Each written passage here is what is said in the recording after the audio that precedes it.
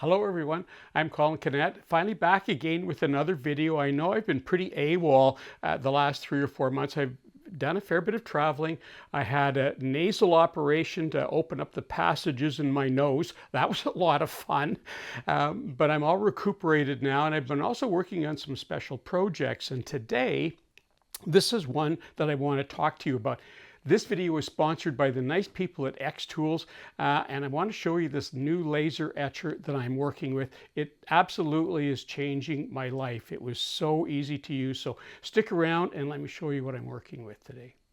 So let me briefly show you some of the features that sold me on this CO2 laser. So first of all, comes right out of the box. What you see is what comes out of the box. You probably need somebody else to help you lift it out because it's very heavy, and that's because it's everything that you need is all built in here. Now, because I'm working in a very small workshop, I put mine on a roller base so that I can move it around. But the way you get access to the machine is just like this. You lift the lid up, and in here is all the workings of the laser that you're going to be using. Looking inside the machine is the head, and down here is where you would be laying your material, and the light is going to come through the head onto your material.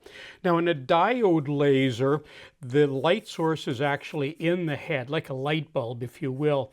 But in this CO2 laser, because it's much more powerful and much quicker, the light source is actually in the back of the machine back here, and it generates so much heat that it needs to be water cooled, and that's why they give you glycol or antifreeze, so that if you store this in the winter in a cold place, that won't freeze in there, just like the radiator in your car. Now, in this CO2 laser, the light source actually comes out of the back of the machine right here where my finger is, and it comes along and it strikes this mirror, and it heads this way towards the head, and inside the head is another mirror, and that's what shoots that down onto the material that you're etching. And that's the main difference between a CO2 and a diode laser. Now, typically what you're going to be etching or cutting is going to be laying on these, what they call slats. And usually you're using something fairly thick, probably an inch or less. And you can see that I've just got a thin piece of plywood here. But what I really liked about this is, first of all, this is all built in. It's not an accessory that you have to add later on. But what I really liked about this is if you want to etch something that's fairly thick, you can actually take these out. They just come out like that very quickly, and that gives you an extra inch or inch and a half or something in there, so that you can put something right on the base of this and get a much deeper cut. Now, there's also accessories that you can get for this that will lift it up. You can lift this sort of top part off so that if you're working on things that are very deep, you can also do that. So lots of different accessories, and I'll touch on some of those as we go along. On the back of the machine is the air extraction port where you'll connect a hose, and typically you'll extract that outside unless you don't have a place to extract outside to, and you could use an air purifier with that as well. A couple of other ports for some accessories. There's your main off and on switch right there, and that big red switch around the corner is an emergency stop button, so that if something happens that you need to stop the machine immediately, you just hit that quickly and it shuts the machine off immediately. Don't forget to turn it back on, because it will remain off until you actually turn that with a little flip like that to turn that back on. And there's the exhaust port, and it just sits in my window like this, and to get it in and out, it just sits right in the slots of the door. I just have to lift it up and take it out, and then I can close and lock the window. But in the meantime, it sits like that, so even in the winter I can have a nice enclosed area here. And this is the left side of the machine. Nothing much to see here. USB port, and I've just plugged my computer into that. Okay, I'm just going to take a moment and turn the machine on, just so that you'll be able to hear. And I have a decibel meter here. I'll let you see just exactly what the noise is. So when I'm talking, you can see it jumps up to 40 or 50 or 60 here. So when it's running, it runs about 50 decibels. So it's not dead quiet, but you certainly don't need any kind of ear protection for it. And of course, this unit lives in my workshop where I have table saws and planers and jointers and all sorts of dusty things.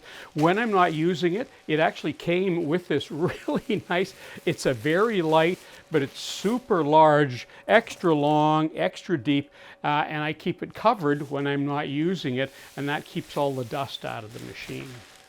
And a couple of tools that go along with this laser etcher and the software. This has just been super useful to me. This is a tape measure that's in feet and inches, but it's also in metric, and it's a very quick, easy, because a lot of these things come in metric. A lot of the plans and a lot of the woods are measured in metric because it's quick and easy. And this is the other thing that I use a lot now, and this is just a caliper, a digital caliper. There you can see it. I can get it out of the shine of the light there, digital caliper, and for measuring things, especially like thicknesses of wood, we're often using down in the 3, 4, 5 millimeter, and that makes a difference when you're cutting and etching. So these two tools, very, very helpful tools for you. You'll want to pick out a couple of these when you get onto it. So when you have one of these laser etchers or laser cutters, you need to have some place to drive it from. And in my case, I'm using my laptop computer, and loaded onto my laptop computer is something called XCS, and that stands for Xtool Creative Space. You'll hear people referring to XCS, and that's what they're referring to. And it's a drawing tool. It's similar to a graphics tool for computers where you might put photographs into it and manipulate them. You can do the same thing with this, or you can create your own. And I'm not going to go at length on any of this.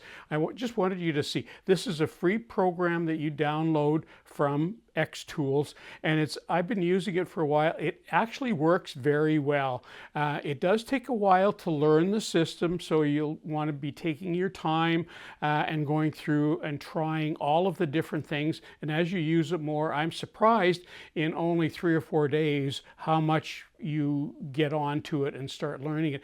But one of the main features that I like about this is when you create something, how it connects with your laser. So I'm going to very quickly create something here, upload something, and then I'm going to show you how it links with the camera inside the etcher.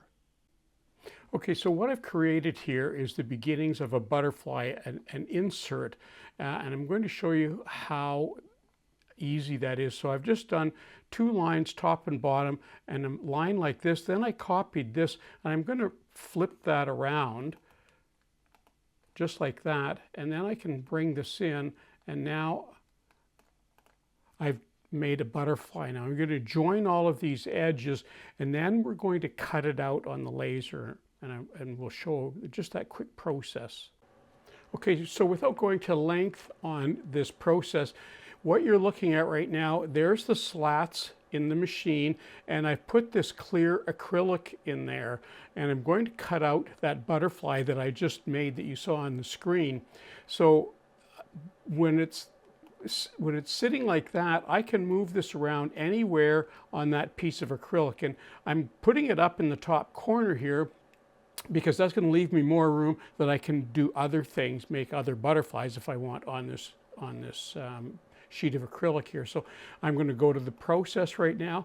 We're going to send that to the machine, and that's not going to take long to start up. Now when you hit start here, what it does is it sort of thinks about what it's doing, and now it's telling me I have to go over to the machine, because you always need to be close by the machine and to hit that button to get this started.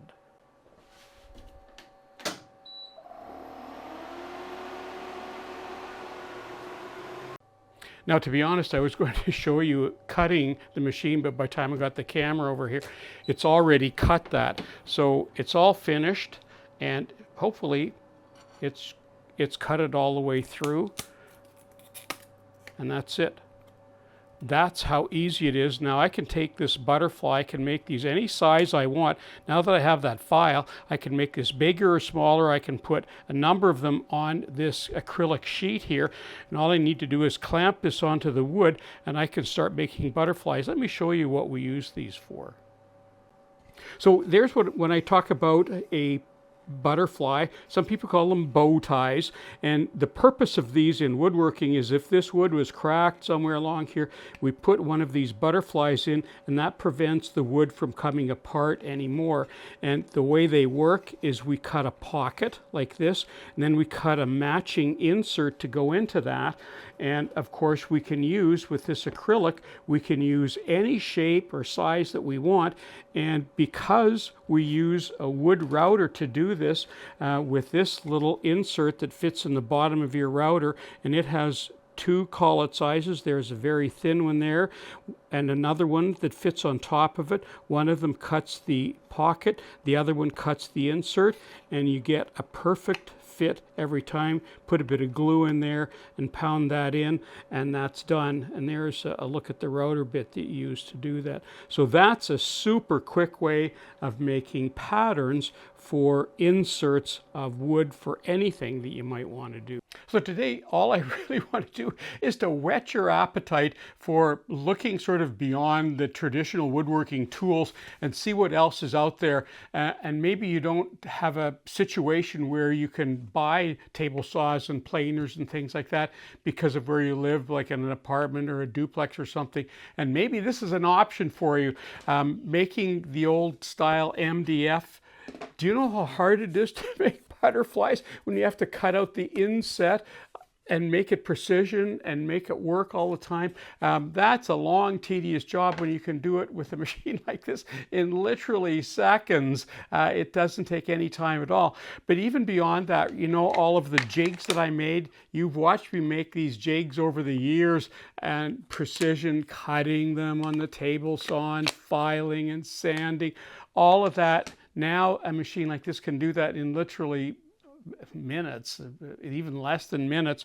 But all of the other things that you can do, stickers, wooden stickers are now, you can make your own wooden stickers. What I'm doing now is I'm using my Forstner bit and making these little inserts, wooden nickels, if you will, and putting them on the bottoms of the furniture that I'm making so that they know who made it and it lasts forever. I don't have a branding iron, so that's the other thing that I can do. But you know, there's just so many things that you can make with a laser, and I'm just getting started exploring that with something that works quickly and easily for me. Wooden boxes that I can now put designs or inlays on, all sorts of things. And this is the latest thing. Check this out. Now, I know that this isn't fit everybody. This is a cabinet I'm just starting to work on, and I thought, wow, what if you could make a theme cabinet for maybe a sewing studio, an art studio, a man cave, a business, anything like that. The doors that this opens up, no pun intended, unbelievable kinds of things that you can do with these things. You just need to kind of expand your horizons and your ideas of thinking. So lots of things you can do. So check out in the description below, I'll put a link to the Xtool site. You can go there, have a look. You don't have to start off with something like this. You can start off like I did with just a diode laser and just kind of get your feet wet, exploring some of the things that you can do with that. So I'm Colin Canet for Woodwork Web. Thanks for watching.